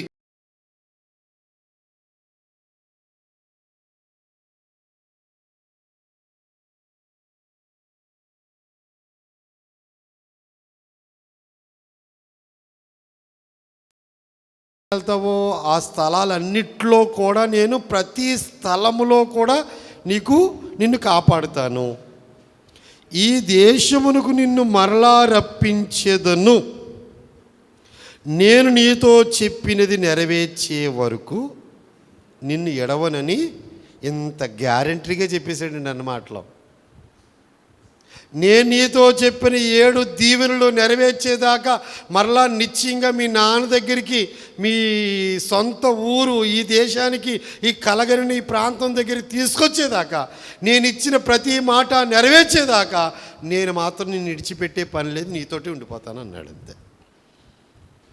మీతో చెప్పేశాడు అనుకో ఆ మాట ఇంకేంటంటారు?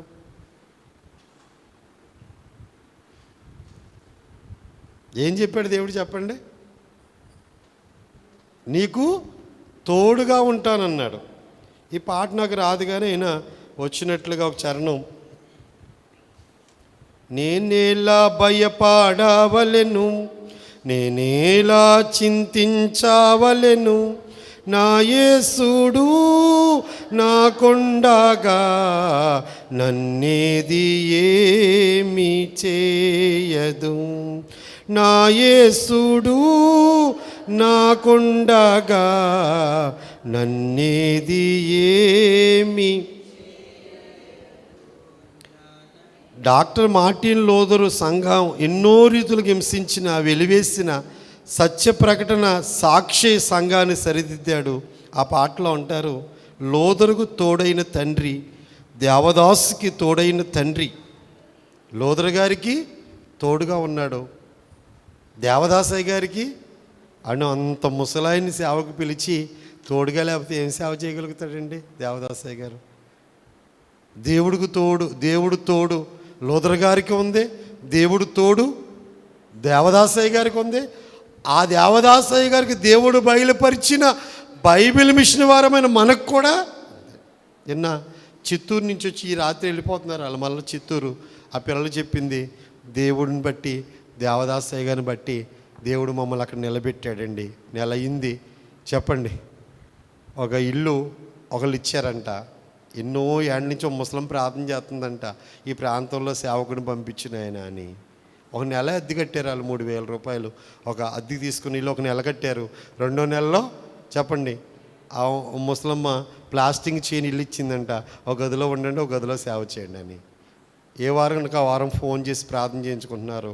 ఏమండి, దేవుడు వాళ్ళ ప్రార్థనలు దేవుడు ఆలకించి ఆ ప్రాంతంలో ప్రజలకు స్వస్థత కార్యాలు చేస్తూ ఉంటే 3 వారాల్లో 20 మంది సంఘం కూడుకుంటే ఊరి పెద్దలందరూ వచ్చారంట. రాత్రి చాలాసేపు చెప్పారు, ఈ ఊళ్ళో ఈ క్రైస్తవ మతం పెట్టడానికి వీల్లేదు, మీరు ఇక్కడ ఈ సేవ చేయడానికి వీల్లేదు, మీరు ఈ ఊరి నుంచి వెళ్ళిపోవలసిందని గొడవ చేశారంట.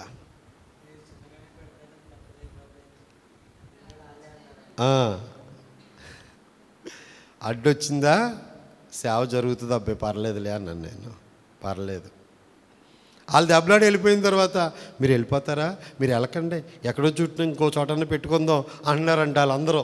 మీరు వచ్చి ప్రార్థన చేశాక మాకు బాగుంది, మా పరిస్థితులు బాగున్నాయి, మాకు నిద్ర పడుతుంది, మాకు స్వస్థత కలిగింది. ఎందుకంటే అబ్బాయి చెప్పింది ఏంటంటే దేవదాసయ్య గారిని బట్టి ఈ దీవెన. ఎక్కడికి వెళ్ళినా సరే ఎవరిని బట్టి? అబ్రహామును బట్టి ఇస్సాకు, అబ్రహామును బట్టి యాకోబు. ఆ మొదటి వ్యక్తి ఉన్నాడు కదా పద్యానికి. అలాగే ఈ మిషన్ కూడా ఒక వ్యక్తి ఉన్నారు కదా, ఆ వృద్ధాప్యంలో దేవుడి మాటిని లోబడి వచ్చిన ఆయన బట్టి మనకి ఏముంటుంది? ఖచ్చితంగా తోడుగా ఉంటుంది. ఇప్పుడు దేవుడు మరి మాట్లాడిన 7 ఆశీర్వాదాలు మనం చూసినప్పుడు చెప్పగా నిద్ర మేలుకున్నాడండి. కళ ఇదంతా ఇంతకే స్వప్నం. నిశ్చయముగా యెహోవా ఈ స్థలమందున్నాడు, అది నాకు తెలియకపోయిననుకుని భయపడి, ఈ స్థలం ఎంతో భయంకరము, ఇది దేవుని మందిరమే కానీ వేరొకటి పరలోక గవని ఇదే. ఏ గవనండి? పరలోక గవని ఇదే అనుకునేను.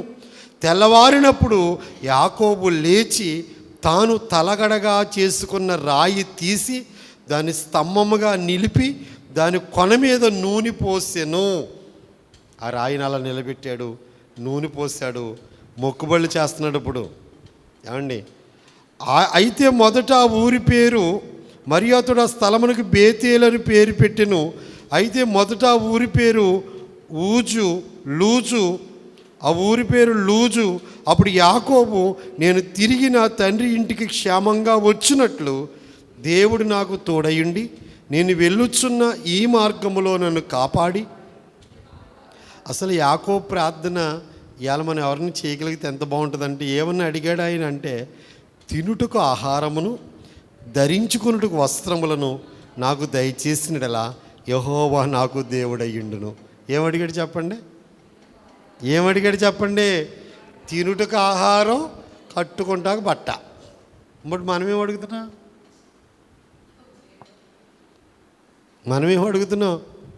మనం దేవుడిని ఏమడుగుతున్నాం? తిండి బట్ట అడుగుతున్నాం, ఇంకేమైనా అడుగుతున్నామా అంటే, నా వస్త్రము లేక అలాలాడిన నాకు అన్నాన్ని వసాగిన అన్నా వస్త్రములకై నిన్నో గొలిచెదారావై నా యేసన్నా నిన్నో గొలిచెదా. తినుటకు ఆహారమును ధరించుకొనుటకు వస్త్రము నాకు దయచేసినడలా యెహోవా నాకు దేవుడయ్యుండును. ఆయన మొట్టమొదటి మొక్కుబడి ఏంటి చెప్పండి? నాకు తినడానికి ఆహారం కొదువు లేకుండా, శరీరానికి వస్త్రం కొదువు లేకుండా ఇస్తే నాకు ఎవరి దేవుడు చెప్పండి? యెహోవా నాకు దేవుడయ్యుండును. మొదటి మొక్కుబడి. 2, మరియు స్తంభముగా నేను నిలిపిన ఈ రాయి దేవుని మందిరమగును. నేను క్షేమంగా ఇక్కడికి వచ్చేస్తే ఈ రాయి ఉన్న స్థలాన్ని నేను వచ్చినప్పుడు ఇక్కడ ఏం కట్టిస్తాను? నేను మందిరం కట్టిస్తాను. ఈ రాయి ఉన్న స్థలంలో ఏం కట్టిస్తాను చెప్పండి? మందిరం. మొట్టమొదటిదేమో నాకు దేవుడుగా ఉంటాడు అని మొక్కున్నాడు. రెండవదేమో రాయిని మందిరంగా కట్టిస్తానని మొక్కున్నాడు. మూడవది, మరియు నీవు నాకు ఇచ్చు యావత్తులో 10వ వంతు నిశ్చయముగా నీకు చెల్లించదనని మొక్కుకొనెను. దేవుడు అడగలేదు ఇమ్మని. ఏమండి, ధర్మశాస్త్రం వచ్చాక కానుకిమ్మని అడిగాడు దేవుడు. ఇక్కడ అడగలేదు కదండి. అడగకుండానే వాళ్ళ తాత మెల్కీసెదెకనే ప్రధాన యాజకుడికి 10వ వంతు ఇచ్చాడు. ఇక్కడ కూడా ఈయన మొక్కుకున్నాడు. మొక్కుకోవచ్చు అంటారా? మొక్కుబళ్ళు చెప్పండి. అసలు బైబిల్ ప్రకారంగా అయితే అసలు మొక్కుబళ్ళు మొక్కోవలసిన అవసరత లేదు. కానీ మొక్కుకుంటే మాత్రం వెంటనే తీర్చమని ప్రసంగిలో సొలొమోను చెప్పాడు. విజయవాడ గుణదల కొండకి నడిచొస్తానని మొక్కుకోవద్దు, 2 తల ఇంటికలు ఇస్తానని మొక్కుకోవద్దు. చెప్పండి, ఇలాంటి మొక్కుబళ్ళు మొక్కుకోవద్దు. ఏం మొక్కోండి? 1 గంట ప్రార్థన చేస్తాను మొక్కోండి, బైబిల్ చదువుతానని మొక్కుకోండి, తెల్లవారుజామున లేస్తానని మొక్కుకోండి, పరిశుద్ధంగా జీవిస్తానని మొక్కుకోండి, సీరియళ్ళు సినిమాలు మానేస్తానని మొక్కుకోండి, దేవుడికి ఇష్టం లేని విడిచిపెడతానని మొక్కుకోండి. అది దేవుడికి అంగీకారంగా ఉంటుంది. అంతేగాని దేవుడికి ఏమీ అవసరం లేదు. కానీ ఆపదలో ఉన్న వ్యక్తి ఖచ్చితంగా మొక్కుంటాడు. ఆపదలో ఉన్న వ్యక్తి ఏం చేస్తాడు చెప్పండి? నేను ఇక్కడ మొక్కుబడి చెప్తున్నాను. 2000లో 2001 నాకు సరిగ్గా గుర్తులేదు, కానీ మోడి మీద చర్చి స్లాబ్ వేస్తున్నాం. స్లాబ్ వేసే టైంలో అది స్లాబ్ వేయడానికి మనుషులు కావాలి. నా దగ్గర చదువుకున్నారు చాలామంది మోడ్లో పిల్లలు. వాళ్ళు ఆంజనేయుల స్వామి గుడి కమిటీ వాళ్ళు, అంటే ఆంజనేయుల స్వామి గుడికి కమిటీ వాళ్ళు 30 మంది వచ్చి, మాస్టర్ గారు మేము మీ గుడి స్లాబ్కి మేము వేస్తాం, ₹1 ఇవ్వకుండా మీరు అన్నీ రెడీ చేసుకోండి, మెటీరియల్ అనేది తెచ్చుకోండి, మేము స్లాబ్ వేసి పెడతామని అన్నారు. 30 మంది వచ్చారు వాళ్ళు. ఏమండి, ఈ మిల్లర్ వచ్చింది, పొద్దున్న వచ్చారండి, 3 అయిపోతుంది, మిల్లర్ తిరుగుతలేదు. ఇంతకీ ఏం తిరుగుతలేదు చెప్పండి? మిల్లర్ తిప్పేవాడు రాలేదు. ఇంతకీ మిల్లర్ ఇచ్చాడు ఒకడు.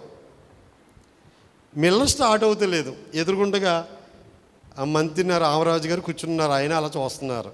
చివరికి ఆయన 3ంటికి ఏమనిపించిందో, ఇంజిన్ ఆయిల్ ఉంటుందిరా దాంట్లో, అది లేదేమో చూడండి రా బాబు అంటే అప్పుడు ఇంజిన్ ఆయిల్ పోసేకి స్టార్ట్ అయింది. ఎందుకే అది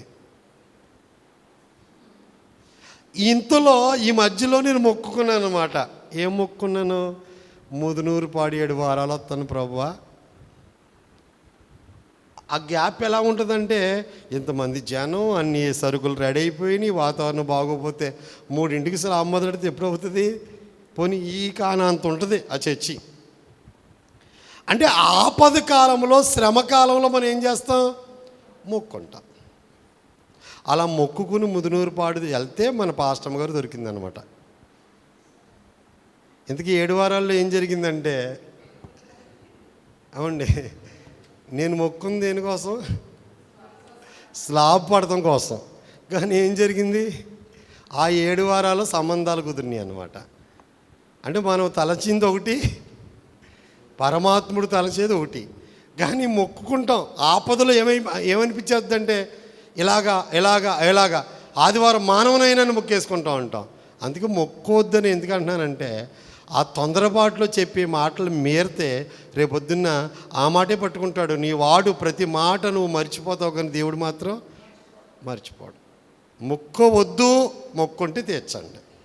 అంటే అది చూసి ఏదో మనకు కార్యం చేస్తాడని కాదు, మనం మొక్కుకున్నాం కాబట్టి తీర్చాలి అంతవరకే. అది చూసి మన వేసే కానుకనో లేకపోతే భోజనాలు చూసి ఏదో చేసేస్తాడు దేవుడు, సంతోషపడతాడని ఏం కాదు. అసలు మనం మొక్కుబళ్ళే ఆయనకి అవసరం లేదు. కానీ యాకోబు మొక్కుంటున్నాడు, నాకు తిండి వస్త్రం కొదువు లేకుండా ఉంటే నాకు యెహోవాయే దేవుడుగా ఉంటాడు. రెండోది, ఈ రాయిని మందిరంగా కట్టిస్తాను. మూడోది, నాకు ఇచ్చిన అన్నిటిలో కూడా 10వ వంతు నిశ్చయముగా దేవుడికి ఇచ్చేస్తాను. రాబడి అంతటిలో కూడా నేను 10వ వంతు ఇచ్చేస్తాను మొక్కుకున్నాడు. దేవుడి ఈ మాటల చేత మనందరినీ బలపరచును గాక. ఈరోజు మనం నేర్చుకున్న మాటలేంటి? 1, యాకోబు ప్రయాణం. 2, యాషావు ఇష్మాయేలు కుమార్తెని పెళ్లి చేసుకునడం. 3, కళ మొక్కుబడి. మోకరించని ప్రార్థన చేసుకుందాం.